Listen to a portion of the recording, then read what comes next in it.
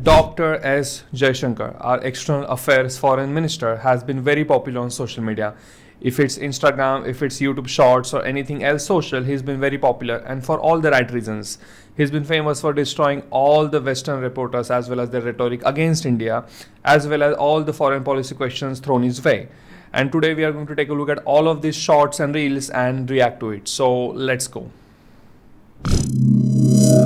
So you're saying the Wall Street Journal report is inaccurate that they're quoting? Politely, yes. I know this one. Okay. I know this one. This is basically when there was a shortage of oil going on because of the Ukraine-Russian war, and the West or the Western reporters were accusing us that we are buying the oil from Russia cheaply, and then we are selling it to other countries to get around all the bans and all the sanctions and everything. And this was mainly the accusation.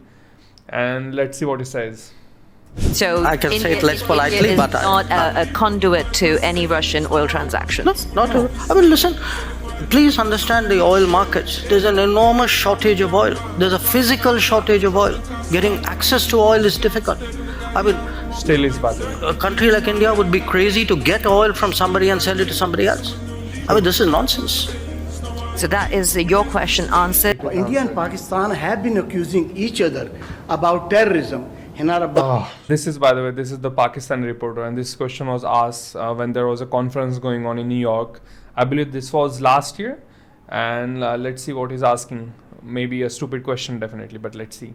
As you said, yesterday, she brought out this. Could you come to the question? My question is, how long He doesn't have patience for all these fools who are not getting to question, just providing all the context. That is not needed, by the way, because we know what's what. He knows what's what. It's a foreign affairs ministers conference. They know what's going on. But let's see. how long South Asia is going to see this terrorism disseminating from New Delhi, Kabul, and Pakistan? How long they are going to be at war? Number one, and secondly, how about the He's eager to destroy him Security now. Council resolutions on Kashmir?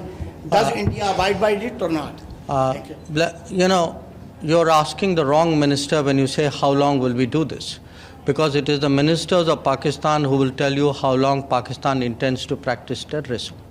So look, at the end of the day, the world is not stupid, the world is not They are seeing forgetful. clearly now. This is basically the crux of the matter, is that the day Pakistan stops funding all these terrorist activities and all these gangs and everything in the Kashmir region, that's the day there will be instant peace between India and Pakistan. But sadly, our noisy neighbors are still going to be noisy neighbors. Dr. Jaishankar, with the Indian government essentially ignoring war crimes in Ukraine, not condemning Russia, not doing sanctions, how do you think you'll be trusted by others after that? Why do you think anyone will help Delhi after you didn't help others over Ukraine? Thank you. Somewhere Europe has to grow out of the mindset that Europe's problems are the world's problems. But the world's problems are not Europe's problems. That if it is you, it's yours. If it is me, it's ours. Yeah. I think that's something, and I see, reflections of that. That is absolutely spot on. Whenever there is an international conflict going on, that is not between India, Pakistan, or any other of the Asian nations, then there is always asked that the India needs to condemn this, and India needs to condemn Ukraine, Russia, and other wars as well. But then where was your condemnation when there was war going on between Pakistan and India multiple times, as well as India, China, and where they were committing war crimes and everything? Where was the condemnation? Where was the condemnation of West when there are conflicts in Asia? There is nothing. And then they expect us in return that we should condemn the things that doesn't necessarily affect us, has nothing to do with us, but they want our condemnation when they cannot provide themselves for us when we are in the danger or when we are getting attacked by all these extremists and everything. It's just contradictory. It's just hypocritical in nature, and he's calling out that. So good for him. A complete failure of a rogue nation who happens to be a nuclear power and unfortunate neighbor of us will be an asset to us or failure or a liability to us. Sorry. Silly question. It is man. a reality to us, not a. And a great answer. It's a reality to us. Sure. Say, in life, you have what you have. True. I cannot. I think Devendra ji said like Pandavas could not choose their relatives, we also cannot choose our neighbors. We Good would analogy. naturally hope that good sense prevails, that the practices of the past are not followed. That is our hope. And in diplomacy, it is important to be hopeful. But I would admit to you, it is a hope. There is this thinking going on in India, among the Indian youth as well as some of the older people, is that we want Pakistan to collapse, we want their economy to go down, and we want the state of Pakistan to collapse completely. The thing with that, and the thing they are missing, is that if that happens, if Pakistan fails as a state, if it falls, then it's going to get taken over by all the more radical, ridiculous groups in Pakistan. All the extremism will thrive there, as we have seen in Afghanistan. So that is a great example, and that's not very far from us. So the same thing will happen in Pakistan, and then they would be much bigger problem than they are to us right now. We're asked we have another about Western reporter. India's downgrading in Freedom House and VDEM and other democracy scores. In your response, you said, quote, "It is hypocrisy." I thought you were supposed to ask me a question. I am asking you a question. It is hypocrisy. We have a self-appointed custodians of the world who find it difficult to stomach that someone in India is not looking for their approval, is not willing to play the game they want to play. That doesn't actually answer the journalist's question. So I want to ask you again, are you concerned that perceived democratic backsliding in India is going to undermine its efforts to become a rising power in the world? No, I think it answers the question if you would be objective enough to understand it. I think it says very clearly that the people who are writing these reports have a strong bias. Often they distort facts. Many of these reports are actually riddled with inaccuracies. So I put it to you, there's an ideological agenda out there. I don't know why that's hard to understand. True, that is true. All these democracy indexes and all these reports that are coming out from the West are done by the Western people, who definitely has a bias against India and its rights and the way we are becoming supreme in most of the fields in the world, and we are doing very well, and most of them have problem with that. And all these surveys and everything, they are done when they are sitting in the West. They don't know what's going on here. Come here, do the surveys, present people the actual facts, and then give out all of these reports, and then all these people are buying into it and asking Foreign Affairs Minister these silly questions. We have another one, by the way. This lady is from CNN, very, very credible source, very reliable as well. Let's take a look. What would be your response to the latest reports that have come in, where it is said that intelligence was shared amongst the Five Eyes about the assassination, is what they're calling it? And this is when we apparently killed the Khalistani extremist terrorist Hardeep Singh Nijjar. This is supposed to be from them, where all the five guys, the big guys, basically the US, Canada, UK, and I think Australia is in there as well, and they are basically blaming us. They are basically accusing that we have killed Hardeep Singh Nijjar, a terrorist, by the way, and they are basically accusing this, that we had done it without any evidence whatsoever. And this was, I think that's like 2 months back or something like that, I believe. Still, there is no evidence provided, and they just like to accuse people of these things without any evidence. And this reporter is buying into that specifically. So let's see what our great Foreign Affairs Minister says about this. the other thing is, apparently the FBI, has told US Sikh leaders that there are credible threats to them. So just wanted your reaction to that. I'm not part of the Five Eyes. I'm certainly not part of the FBI. So I think you're asking the wrong person. That is spot on. Ask those people who have made this accusation. Ask them, where is their evidence? They need to be asked this question, not our Foreign Affairs Minister. Definitely not. Let's carry on.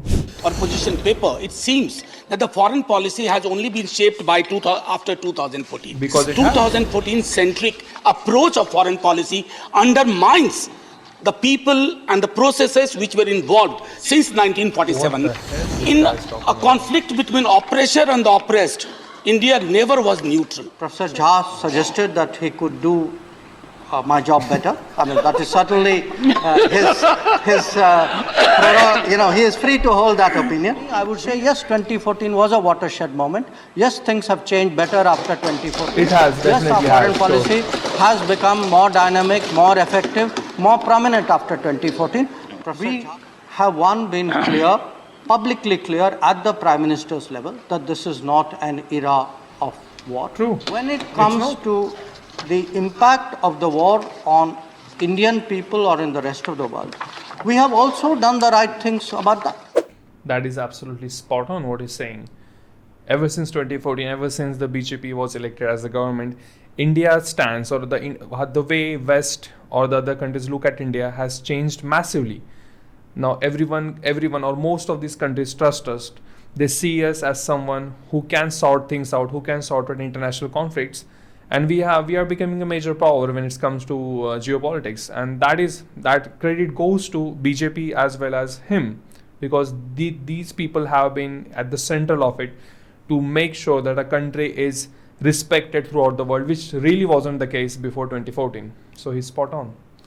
Let's move on. The next question is, let me read out this. Our PhD student Shubham has said that, we need to buy oil from Gulf as India. Yeah, we are dependent on Russia for weapons, and our largest community is in the USA, and they're fighting among themselves. How do you deal with that? Right? How do you, as a diplomat, deal with that? What is this? The clarity of that analysis is astounding. I'd like to recruit that person in the foreign ministry.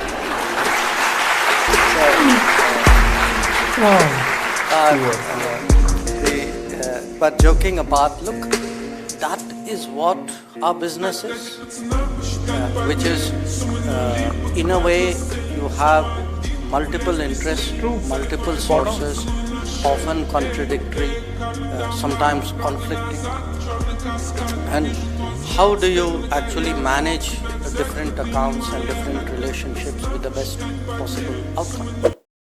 Exactly. That's what geopolitics is that you import what you don't have, you export what you have of too much, and then you form relations between all these international players and everything to get what you want. And sometimes, yes, that can be contradictory. Sometimes you can get help from people who you usually don't get help from, or basically from people who are enemies of your friends. That's what geopolitics is. And India have been doing really well in that game of chess, you can say, ever since 2014. So kudos to him for that. Let's move. This is a classic. This one is an absolute classic. Sitting on the fence is not an option to be a world leader. I don't think we're sitting on the fence. Just because I don't agree with you doesn't make me sitting on the fence. It means I'm sitting on my ground. True. Spot on. Absolutely spot on. Why? There is this assumption, or there is this thinking going on, is that we have to pick sides. We have to pick the good side, which is almost always the Western side, and then the other side. We don't need to do that. We can form our own side, and then people can line up behind us if they want. But does not mean that we always have to join a camp, like this camp or this camp. No, we will form our own camp. And that's what this is. I noticed you refer to oil purchases. If you are looking at energy purchases from Russia. Okay. That is, this is again when there was the Russian oil ban was going on. And all these Western, this is in USA by the way, and all these Western reporters were asking us that why we are buying oil from Russia and everything. Meanwhile, Europe was also buying oil from Russia, and the war was going on in Europe. So if Europe can buy oil, why can't we? I would suggest that your attention should be focused on Europe, which probably we do buy some energy which is necessary for our energy security. But I suspect, looking at the figures, probably our total purchases for the month would be less than what Europe does in an afternoon. So you might want to think about it. True. If I were to look at 26/11, anniversary is tomorrow, and I look at, which are the countries who are supporting listing of wanted terrorists, wanted in the context of 26/11 in the UN procedure. Yeah, many of those are Western countries, and I acknowledge that. In international relations, it's very rare, almost impossible, for two countries to have identical positions on all the issues of the world.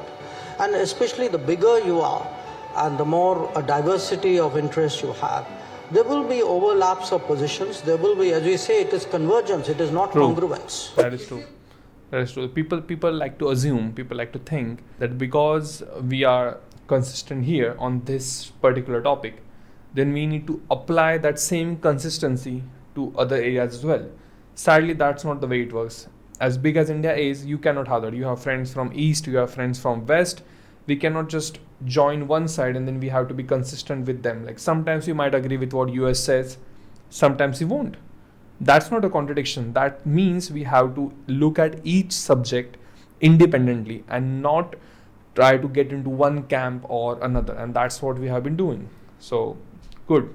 If we were indifferent to China, why are we today pressing China on disengagement and de-escalation?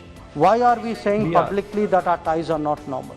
We have no problem if there is political differences, if there is even political criticism. I have heard sometimes that my own understanding needs to be deepened. I think we should not directly or indirectly criticize our Jawans. Our Jawans are standing, sir, in Yangtze, in Yangtze at 13,000 feet. At 13,000 feet, they are standing there defending our border. They do not deserve to have the word pitai. The word pitai should not be used for our Jawans. Sir, our Jawans are standing their ground. So they should be respected, they should be honored, they should be appreciated. That is true. This was when some of the opposition leaders were basically trash talking Indian army, saying that they get beaten every time when there is a fight between Chinese military and us. First of all, that is not true. Secondly, even to say such thing, even if it was true, you're not backing your own army to do that, and then you're just using them as a pawn to go after the government which is in power. That is just sad state of politics when it definitely comes to foreign relations when they are discussed within the parliament. It's just sad. And by the way, if they're really concerned about all these Chinese activities and all of that, then why under their own government, why the Aksai Chin gave up to Chinese? In fact, no one has lost more of India's land than Congress party whenever they have been in power. So it's just hypocritical in nature, but sad as well, because you are putting Indian army, the people who sacrifice their lives for us, and you are throwing them under the bus for your own political gain. That is sad. There will always be two axes at this point. I think it's an understood, accepted fact that you have the West, US-led, you have China as the next potential axis. Where does India fit into this? But are you planning to not pick a side? No, I'm sorry. That is exactly where I disagree with you. This is the construct you are trying to impose on me. I love this. Don't accept I love this man. I mean, I don't think it's necessary for me to join this axis or not, and if I'm not joining this, I must be with the other one. I don't accept that. I mean, I think I'm 1/5 of the world's population. True. I am today the 5th or 6th largest economy in the world. 4th now, by the way. Forget the history, civilization bit. Everybody knows that. But I think I'm entitled to have my own side. I'm entitled to weigh my own interests, make my own choices, and my choices will not be cynical and transactional, but they will be a balance of my values and my interests. Correct. That's what I've been saying for last 10 minutes. Is that we are not going to join one camp, or we are not going to join other camp. We are going to form our own camp.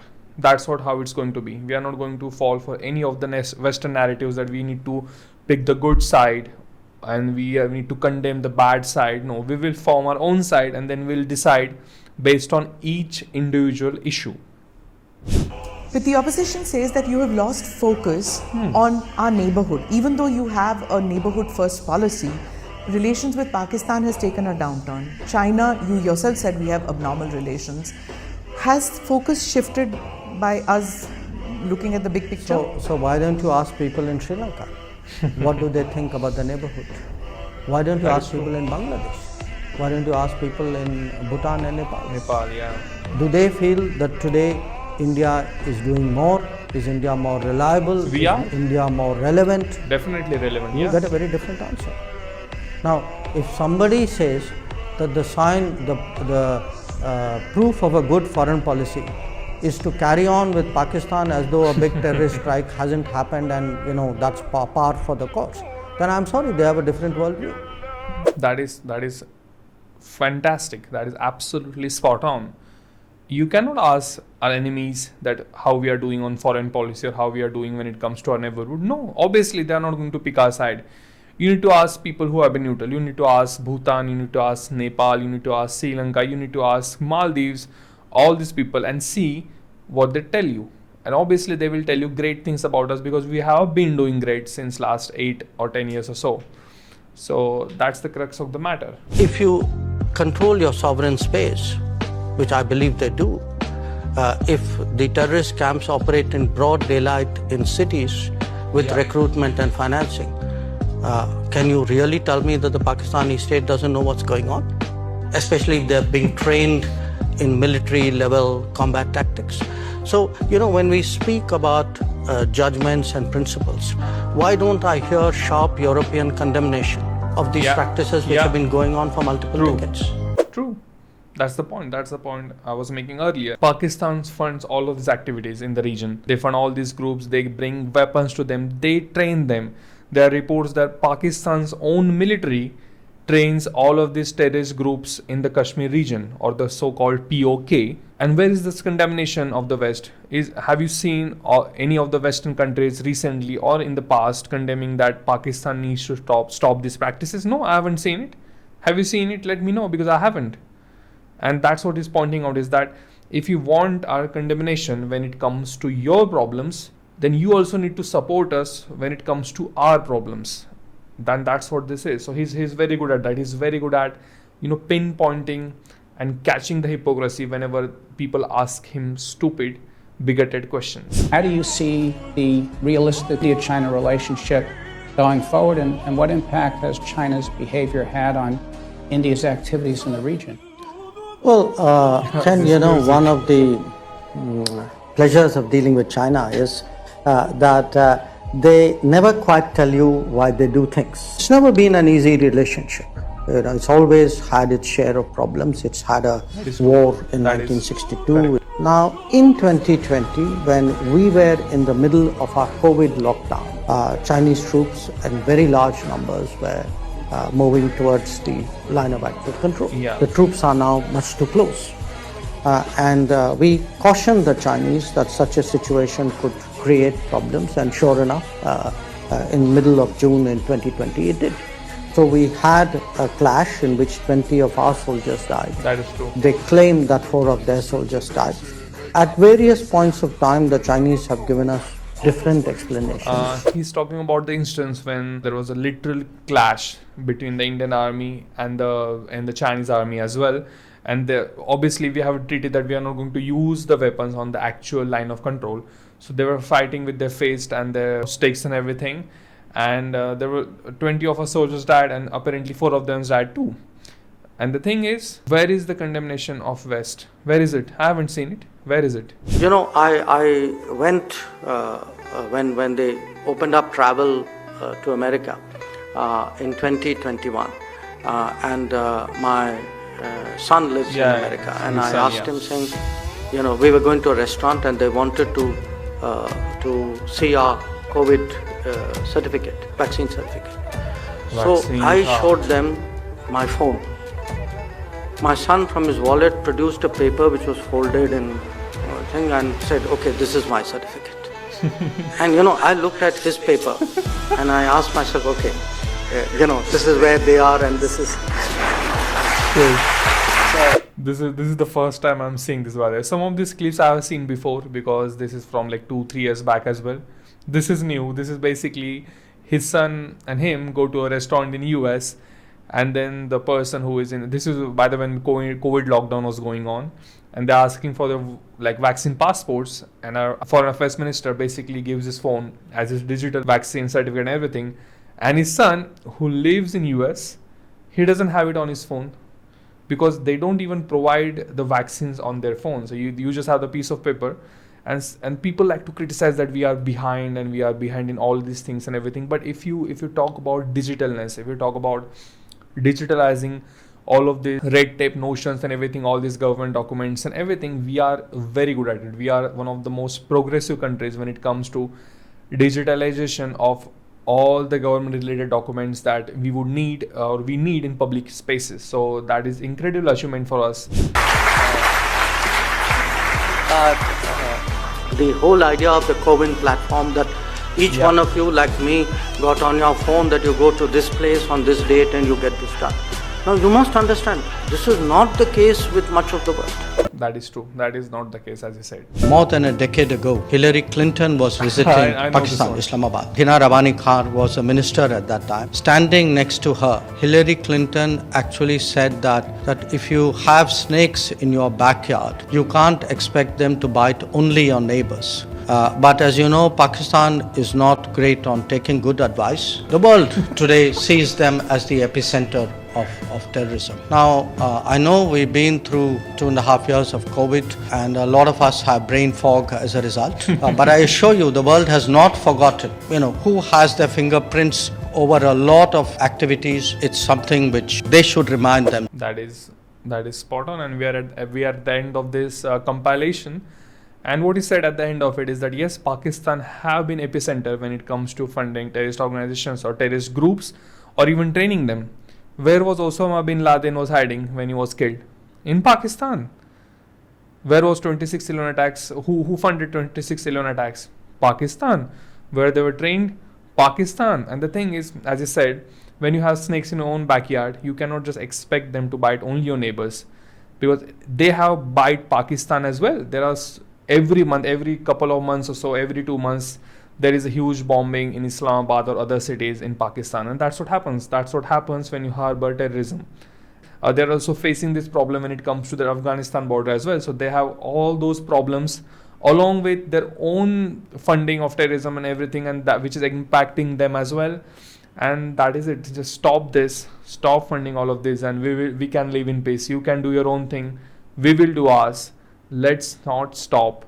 Let's stop funding all these. So that is for this reaction, guys. If you like it, if you love it, then let me know in the comments. And then our producers, and we don't have producers, so it's just me and my wife, and we'll put together a new compilation and then we'll react to it. So let us know.